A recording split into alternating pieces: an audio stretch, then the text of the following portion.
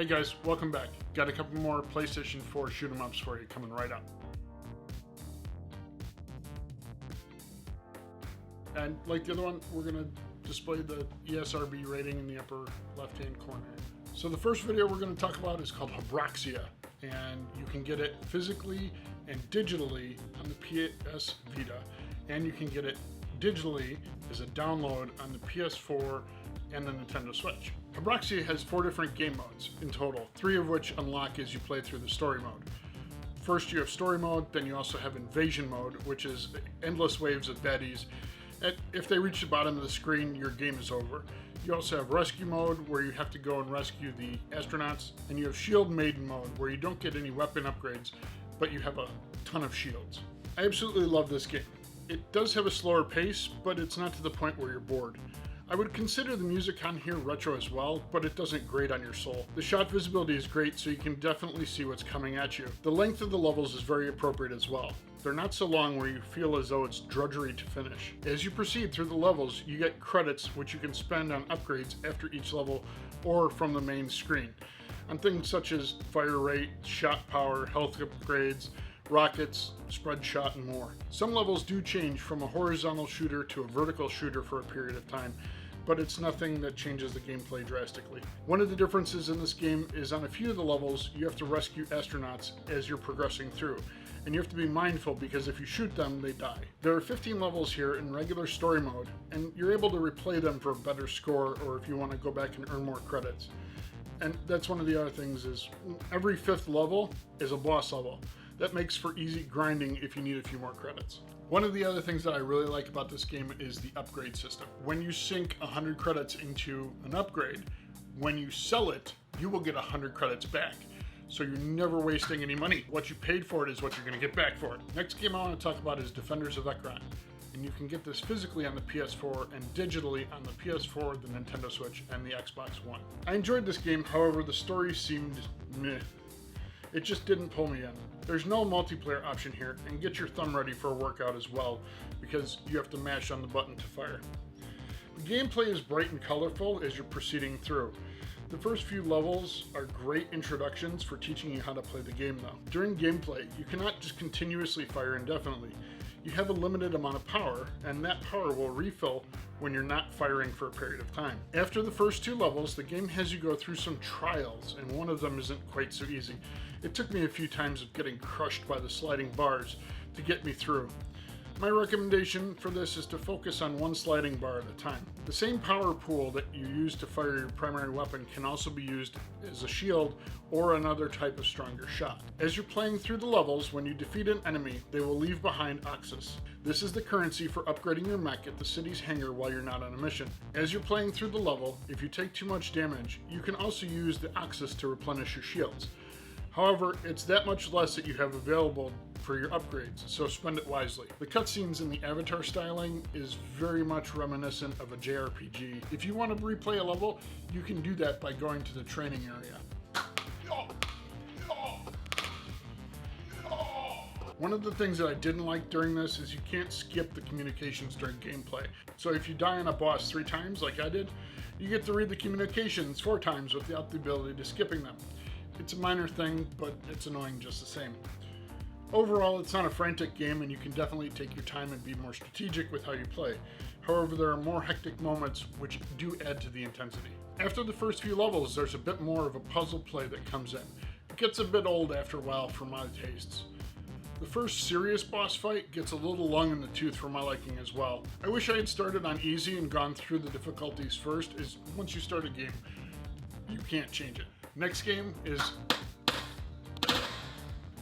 Tesla versus HP Lovecraft, and it's a twin-stick shooter. Regrettably, the game is only available as a download on the PS4, the Nintendo Switch, and the Xbox One. In between the levels, you actually have something called planes, and those are your difficulty levels, and you can change them from 1 to 3. However, it looks like there's room for another one. Regarding alternate gameplay modes, there is an endless mode that you can get into, which would be a lot of fun as well. The other thing is, this game you can play up to 4 people at the same time, which might get a little bit crowded on the screen. First and foremost, the premise of you playing the game as Nikola Tesla is great. And then you throw HP Lovecraft on top of that, it's even better. The only thing I didn't like about it is the fact that you get a little bit of interaction up at the very front of the game, and then you don't see HP Lovecraft until the absolute end of the game.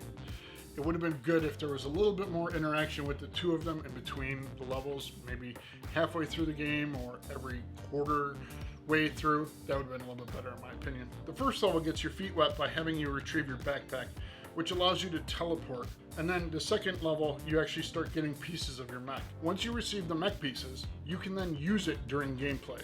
So if things are getting crazy and you need to break out the big guns, that's your big gun to break out. As you play through, you're going to gain experience, which you can then spend during the levels. You're actually presented with two options, and you select one of the two of them, and that thrusts you right back into the gameplay. The overworld map lets you progress or circle back to a previous level if you want to try and get a better score or time. There is some DLC available that enables epic weapons, more abilities, and perks, but I didn't get into any of that. The Endless Game Mode isn't available right away either. For me, it was unlocked between level 7 and 8. As you're progressing through the game, more and more perks and weapons get unlocked for you. You also receive these crystals that you can use to upgrade other aspects of the game, such as the duration of your mech, number of charges of your teleport, things that carry with you from level to level. It doesn't just get used up in the level and it's done. The gameplay actually reminds me a lot of Lovecraft and the Temple of Osiris, if you've ever played that. Now we're going to talk about Steredenn Binary Star, which is available physically and digitally on the Nintendo Switch and PlayStation 4, as well as digitally on the Xbox One. Two-player couch co-op option here as well, so that's great. Steredenn is a retro-style horizontal shooter that is difficult. It's hard. There's no hand-holding here. You start the level and you're right into the action. From the onset, you're presented with two ships, one that's all around average, and then the other's more of a tank style. There's 3 other ships that you can unlock as you play through the game as well. Thankfully, it's not a one-hit kill, as you do have some shields that they have to burn through before they can kill you. But it's very easy, if you're not paying attention, to burn through them quickly. As for alternate gameplay options, you do have an arena mode, and with that you can actually fight the bosses that you've already killed previously. During gameplay, you're going to come across other weapons, and if you don't already have a secondary weapon, when you pick it up, it'll just add it to your arsenal. However, if you already have 2 weapons, when you pick it up, it's going to replace whichever one that you currently have equipped. The soundtrack is really fast too. Think like speed metal fast. It just never stops. When you kill a boss, a few things are going to happen. First, all your shields are getting to get recharged, thankfully. Secondly, you're going to be presented with 5 options for upgrades. These upgrades will stay with you until your ship is destroyed as well. And be prepared, because you're going to die in this game a lot. This game is hard. It doesn't pull any punches at all. There's also a nod to Doctor Who in here as you're playing through, so you'll see the TARDIS fly by. The pixel work, explosions, and the effects in this game are beautiful. Some very hard work went into this, and I have to commend them for doing it. My takeaways, for as gorgeous as this game is, be prepared to be frustrated because it is hard. Now we're going to talk about Rime 9000. And this game, yeah, there's only one difficulty level for this game, and it is not easy. The other thing is, it's an absolute assault on your eyes as you're playing. Rime 9000 has so much going for it visually that it actually detracts from the rest of the game. The gameplay is very much memory-based. You've got to remember the strategy of the enemies and where they're going to come from because it's a one-hit kill. You will get upgrades to your weapon as you're playing the game. However, if you do get hit after you've gotten the upgrade goes away, but you're not dead. Thankfully, if you die during the level, you just stay on that same level. So if you've made it to level 2, you'll start back on level 2 again. The techno soundtrack does push the game's speed in a very rhythmic, bass-heavy beat, and it gets your foot tapping. For me, the visuals are just too much. I can't play this for a very long period of time due to how much is actually going on the screen. The visual effects can be turned down in the settings menu, but even still, it's a bit much for my taste. I'm showing right now the gameplay footage side by side of with the full effects on and then with the full effects turned off. I enjoyed it, but I can't play this for more than 10 minutes at a time. The next game we're going to talk about is called Tachyon Project. It's a twin-stick shooter and was released physically and digitally on the PlayStation 4, the PlayStation Vita, and digitally on the Nintendo Switch. The game starts off very slowly by offering a tutorial for learning how to play the game. The cutscenes are simple stills with text at the bottom, but the story does have an interesting premise. You are the program written by two hackers, and your job is to get past security. After your first task, though, they are found out and you're released into the world. The overworld map is linear, but you can go back and revisit previous levels to increase your score if you want to. The levels are simple in their concept, however you can run out of room very quickly. The copy I'm playing is the PlayStation Vita version, however on the PlayStation 4 and the Nintendo Switch you can actually play up to 4 people at a time. As you progress through the game, you're going to unlock different options for your arsenal that can be changed in the loadout options. The graphical line art styling reminds me of the old school vector graphics. The background music has a synthy vibe to it and it keeps pace with the story's premise. As for alternate gameplay modes, you do have a lot of options to choose from here, such as Endless Challenge, Stealth Challenge, Limited Time, Claustrophobia, Secondary Weapons, and many more. Another thing is I didn't notice a difficulty selection here. The levels do advance in difficulty as you go along, so it's not a walk in the park either. The next game we're going to talk about is a game called Helldivers. It's available physically and digitally on the PS4, and then digitally on the PS3 and the PlayStation Vita. Helldivers has a 4-player online co-op setup. However, with friendly fire, it can turn into a versus game as well. One of the nice things about the game is you can play at your own pace. So if you want to play fast or slow, it's entirely up to you. There is a leveling system here that as you progress, you unlock more weapons and stratagems. So there is a touch of RPG element as well. The overarching nationalistic story here is that you're out in the universe sharing your democracy with the bad guys through extreme methods. The difficulty levels are based on the different missions that are presented to you. They range from very easy to suicidal. There is an overarching world here at work as well. That means, even if you're not playing, the game's structure and what missions are available will change as the Super Earth forces push into a certain area or get pushed out of another area. On the missions, you will have a few different objectives, from securing an area to retrieving a black box, activating a SAM site, enabling transmitters, and more. On the mission map, you also get to select exactly where you want to be dropped in. It's an interesting premise, however, whenever I've dropped in right next to the objective, I've always been swarmed by bad guys. So you want to work your way to the event. So you also get to select your loadout. That means different weapons, your sidearm, your primary weapon. You can also select different stratagems. So you can select a mech that you can use one time. You can select defensive or offensive stratagems such as a ammo refuel or a turret. There is an online multiplayer aspect to the game as well, if that strikes your fancy. But be ready, as there is friendly fire, which can get out of hand sometimes. Now we're going to talk about a game called Assault Android Cactus Plus.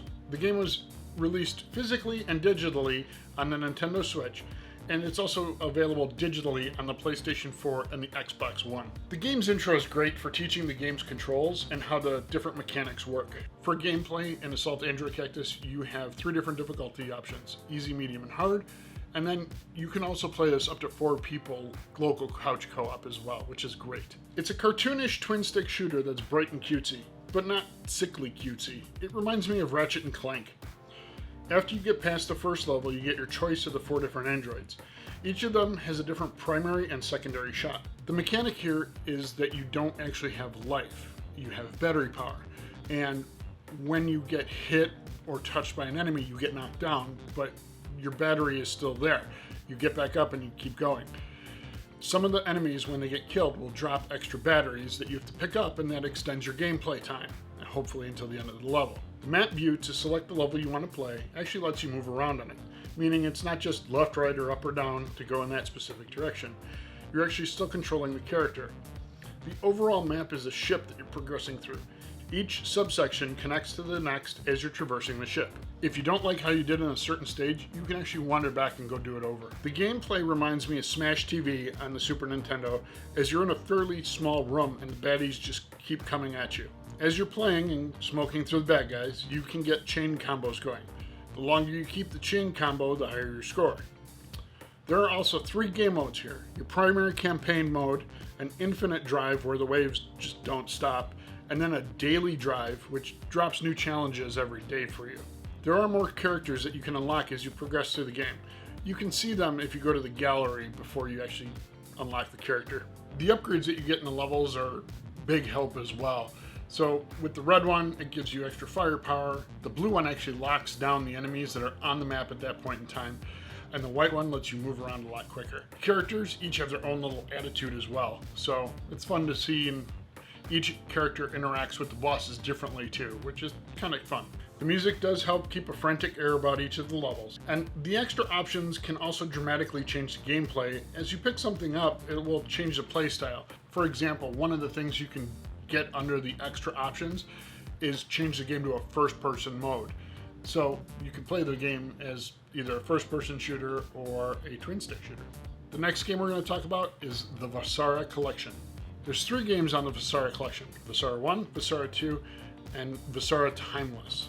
It's available physically and digitally on the Nintendo Switch and the PlayStation 4, as well as digitally on the Xbox One. The game does ease you in as there's a little bit of training, but after that, you're really into the action. Looking at the multiplayer options, you can actually play up to 4 people multiplayer in the Timeless version, and then 2 people in Vasara 1 and 2. For each of the games, you also have the option to change the difficulty to easy, medium, or hard. The settings in the backgrounds look to be feudal Japan with giant mechs, and it's a great premise. For the first 2 games, something just feels off on it when I play. The Timeless version of the game did feel better, as I'm not sure what it was, if there was more room to move around in, or if the controls were changed up as well. The background and effects are a colorful spectacle to take in, as it has plenty of action. However, I just didn't connect with the game itself. The baddies come onto the screen, take a shot or 2, and then they're off. And they're never in a position where you can destroy them all. If you do bump into one of them, you just get knocked around a little bit. They don't actually kill you, which is good, but for that half second or so, you don't have control of your character. The shooting tactics are different as well. X is your bomb, the A button is a steady shot, and then B button, when you hold it down, does a charge up attack, and that'll actually reflect shots away from you. This is definitely a lifesaver when you're playing. There are some gallery extras here, but that's about it. It's just the 3 games. The last game we're going to cover in this video is ESP Ra De Psi. ESP Ra De Psi is available physically on the PS4 as well as the Nintendo Switch. Your difficulty options are super easy, arcade, arcade plus, and then you have a custom option as well. The game reminds me of Death Tiny in the gameplay. You have 3 options for character selection, each one of which has their own shot patterns. The levels are long enough to be challenging, but not so long that it feels like it's a grind. The shots are bright and easy to see. Your hitbox, though, is actually smaller than the actual character, and there were many times where I thought I got smoked just to skate through untouched. There is a wide variety of baddies in the game as you progress through the levels. Similar to Death Tiny, as you play through the game and you die, you'll earn a credit for the next time you play through. So the first time you play, you'll get 1 credit, and when you die, then you'll get 2 credits. And if you die again, you get 3. A good tactic that I found is to hold down the normal shot for rapid fire, which is the square button, and then rack your thumb back on the X button for stronger baddies that take more. So the super shot will actually also shield you for a period of time when you're building it up, and then the longer you hold it down, the bigger the super shot is. The story here is all in Japanese as well, so I can't exactly tell you what's going on. But there seems to be a telekinetic project and the government is trying to control it, and you don't seem to want that. It's definitely a fun game, and I thoroughly enjoyed this one. Alright guys, so there's 10 more games for the PS4 Shoot 'em Up, and I hope you've enjoyed. I have to go take care of something.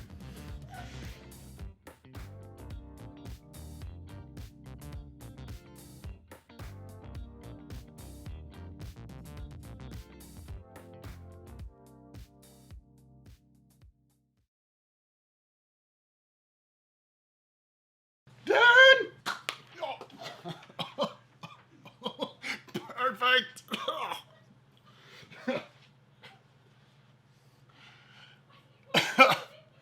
Yeah, I'm okay. Don't. It's okay. We're good, babe. We're good. Thank you. I appreciate you helping out. I do better when I don't look.